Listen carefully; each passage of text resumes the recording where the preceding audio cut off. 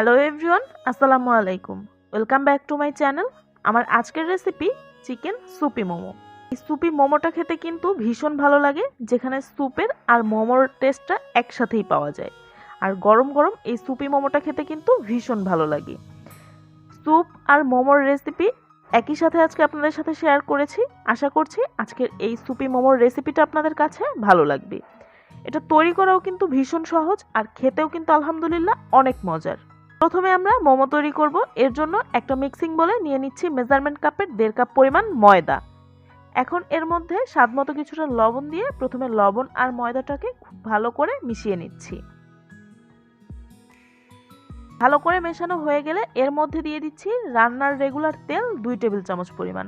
আর তেলটা দিয়েও ঘষে ঘষে একটু সময় নিয়ে তেলটাকে ময়দার সাথে খুব ভালো করে মিশিয়ে নিতে হবে। কিছুক্ষণ মেশানোর পরে যখন দেখবেন যে এই ময়দাটা হাতে নিয়ে চাপ দিলে একটা দলা পেকে যাচ্ছে, আবার হাত দিয়ে চাপ দিলেই কিন্তু এটা ভেঙেও যাচ্ছে, ওই পর্যায়ে বুঝতে হবে খুব সুন্দর মতো এটা মেশানো হয়ে গিয়েছে। এখন রুমের স্বাভাবিক তাপমাত্রার পানি দিয়ে একটা ডো তৈরি করে নেব। আর ডোটা কিন্তু খুব বেশি নরমও হবে না, আবার অতিরিক্ত টাইটও হবে না। এরকম একটা ডো তৈরি করে নিয়ে এখন এটাকে প্রায় আধা ঘন্টার মতো একটু রেস্টে রেখে দিব। এতে করে এই ডোটা আগের থেকে অনেকটাই সফট হয়ে যাবে। আর অবশ্যই এটা রেস্টে রাখার সময় একটা প্লাস্টিক র্যাপার বা যে কোনো ঢাকনা দিয়ে ঢেকে এটাকে রাখতে হবে, তা না হলে কিন্তু ওপরটা ড্রাই হয়ে যাবে। এখানে আমি চিকেন নিয়ে নিয়েছি, আর চিকেনটাকে আজকে এভাবে ছুরির সাহায্যে মিহি কিমা করে নিচ্ছি। তবে আপনারা চাইলে কিন্তু পাটায় বেটে বা ব্লেন্ডারে ব্লেন্ড করেও চিকেনটা ব্যবহার করতে পারবেন। আমি এরকম ছুরি দিয়েই এটাকে কিমা করে নিচ্ছি। এখানে আমি 1 কাপ নিয়েছি চিকেন কিমা, সেই সাথে দিয়ে দিচ্ছি 2 চা চামচ পরিমাণ আদা রসুন বাটা, 1 টেবিল চামচ পরিমাণ কাঁচামরিচ এরকম মিহি কুচি করে আমি ব্যবহার করেছি। রান্নার রেগুলার তেল দিয়ে দিচ্ছি 2 টেবিল চামচ পরিমাণ, এতে করে মোমোর ভেতরটা বেশ জুসি হবে। 1 টেবিল চামচের মতো দিয়ে দিয়েছি সয়া সস, স্বাদ মতো দিয়ে দিয়েছি কিছুটা লবণ। আর লবণটা কিন্তু অবশ্যই বুঝে ব্যবহার করতে হবে, যেহেতু সয়া সসে লবণ থাকে। এখন এই সব কিছুকে একসাথে মিশিয়ে নিচ্ছি। কাঁচামরিচটা নিজেদের স্বাদ মতো কমিয়ে বাড়িয়ে ব্যবহার করা যাবে। খুব ভালো করে মেশানো হয়ে গেলে এখন এটাকে একটা সাইডে রেখে দিচ্ছি। আর আমরা আগে যেই ডোটার রেস্ট রেখেছিলাম সেটাকে আবারও একটু মথে নিচ্ছি। আর মোমো তৈরি করার জন্য এই ডোটাকে খুব ভালো করে কিন্তু মথে নিতে হবে, এতে করে মোমোগুলো পারফেক্টভাবে তৈরি করা যাবে। আমি আবারও প্রায় 5 মিনিটের মতো মথে নিয়ে এখন এখান থেকে কিছুটা ডো নিয়ে একটা পাতলা রুটি বেলে নিচ্ছি। আর মোমো তৈরির জন্য রুটিটা যত পাতলা করবেন মোমোটা খেতে কিন্তু ততই মজার হবে।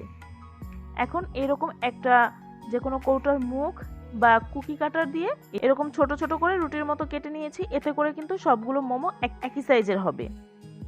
আবার চাইলে কিন্তু ছোট ছোট রুটি তৈরি করে এই মোমোগুলো তৈরি করতে পারবেন। আর এই সুপি মোমোর জন্য মোমোগুলো একটু ছোট থাকলেই আমার মনে হয় সবচেয়ে বেশি ভালো হয়। তারপরেও নিজেদের পছন্দ মতো কিন্তু ছোট বড় যে কোনো সাইজের করে মোমোগুলো তৈরি করে নেওয়া যাবে। আমি একেবারে সহজ একটা ডিজাইন আপনাদের সাথে শেয়ার করেছি, তবে আপনারা কিন্তু যে কোনো ডিজাইনের তৈরি করে মোমোটা স্যুপের মধ্যে ব্যবহার করতে পারবেন। এখন স্যুপ তৈরি করার পালা। এর জন্য একটা প্যানের মধ্যে দিয়ে দিচ্ছি রান্নার রেগুলার তেল 2 টেবিল চামচ পরিমাণ, চাইলে কিন্তু বাটারও ব্যবহার করা যাবে। তেলটা গরম হয়ে আসলে এর মধ্যে দিয়ে দিচ্ছি 1 টেবিল চামচ পরিমাণ রসুন কুচি। রসুনটাকে একটু কিছুক্ষণ ভেজে নিব, যাতে করে এটা হালকা একটু লালচে বর্ণ ধারণ করে, তবে অতিরিক্ত ভাজা কিন্তু যাবে না। এখন এর মধ্যে দিয়ে দিচ্ছি 4 কাপ পরিমাণ পানি। আপনারা কিন্তু চাইলে এই পানির পরিবর্তে চিকেন স্টকও ব্যবহার করতে পারবেন। এখন এর মধ্যে দিয়ে দিচ্ছি 2 টেবিল চামচ পরিমাণ সয়া সস, টমেটো সস দিয়ে দিয়েছি 1/2 কাপ পরিমাণ। এখন সবকিছুকে খুব ভালো করে একসাথে মিশিয়ে নিচ্ছি। এরপরে এর মধ্যে দিয়ে দিচ্ছি স্বাদমতো কিছুটা লবণ। যেহেতু আমি এখানে নর্মাল পানি ব্যবহার করেছি, তাই এরকম ম্যাগির যে স্টকের যে কিউবগুলো পাওয়া যায় সেগুলো আমি ব্যবহার করেছি, যেটা আমি 30 টাকা করে কিনেছি। যে কোনো বড় মুদি দোকান বা সুপার শপে কিন্তু এটা খুব সহজেই পেয়ে যাবেন।